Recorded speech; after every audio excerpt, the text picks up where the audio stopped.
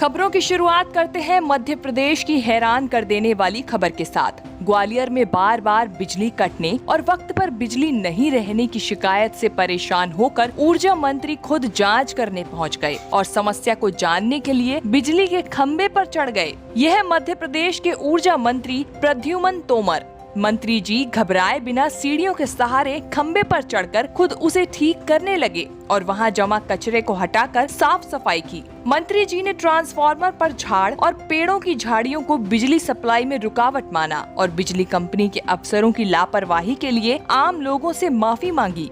बिजली नहीं मिलने की शिकायत से नाराज ऊर्जा मंत्री प्रद्युमन तोमर ने कहा कि जहां भी ट्रिपिंग होगी वहां जाकर जांच करेंगे और जरूरत पड़ी तो प्रशासनिक सर्जरी भी होगी। उन्होंने पीएस और एमडी को लोगों को सही तरीके से बिजली पहुंचाने का निर्देश भी दिया। ऊर्जा मंत्री ने प्रमुख सचिव बिजली कंपनी के तीनों एमडी को भी सख्त हिदायत दी कि अगर बिजली की समस्या हुई तो मैं खुद भी उसे ठीक करने की कोशिश करूंगा और अधिकारियों से भी ठीक करवाऊंगा। जो इन निर्देशों का पालन नहीं करेगा उसके खिलाफ सख्त से सख्त कार्रवाई होगी, चाहे वो सीई, एसई, डीई या कोई भी अन्य अधिकारी हो।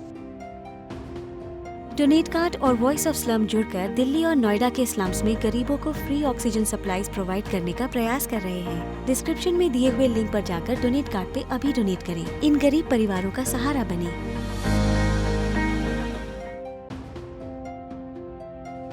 दूसरी खबर यूपी के बाराबंकी से है, जहां कोरोना काल में एक महिला ने एक साथ 4 बच्चों को जन्म दिया है।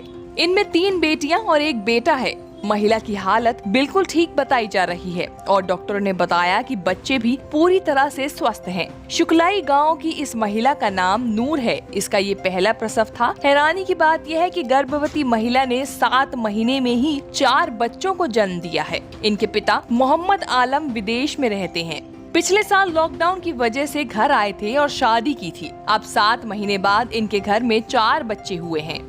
अजंता अस्पताल के डॉक्टर अबरार के मुताबिक ये काफी चैलेंजिंग केस था। अल्ट्रासाउंड में पहले 3 बच्चों की पुष्टि थी, लेकिन प्रसव के वक्त 4 बच्चे हुए। अब लगातार महिला और बच्चों की देखभाल की जा रही है। तीसरी खबर असम से है। असम के कोकराझार में रेप के एक आरोपी ने पुलिस की गिरफ्त से भागने की कोशिश की, जिसके बाद उसे पुलिस ने गोली मार दी। हालांकि गोली आरोपी के पैर में मारी गई, जिसके बाद वह वहां से भागने में नाकाम रहा। आरोपी की पहचान फौरिजुल रहमान के तौर पर हुई है, जिसे घायल हालत में अस्पताल में भर्ती कराया गया। दरअसल कोकराझार जिले में 2 नाबालिग लड़कियों के साथ बलात्कार और हत्या के आरोपियों में से एक को पुलिस जांच के दौरान घटना स्थल पर ले जा रही थी। उसी क्रम में उसने पुलिस पर हमला कर दिया और मौके से भागने की कोशिश करने लगा, जिसके बाद पुलिस को गोली चलानी पड़ी। पुलिस की फायरिंग में आरोपी घायल होकर वहीं गिर पड़ा। आरोपी के हमले में एक पुलिसकर्मी भी घायल हो गया। घटना उस वक्त हुई जब पुलिस आरोपी की निशानदेही पर 2 मृतक लड़कियों में से एक के मोबाइल फोन को ढूंढने जंगल में पहुंची थी। न्यूज़ तक ब्यूरो।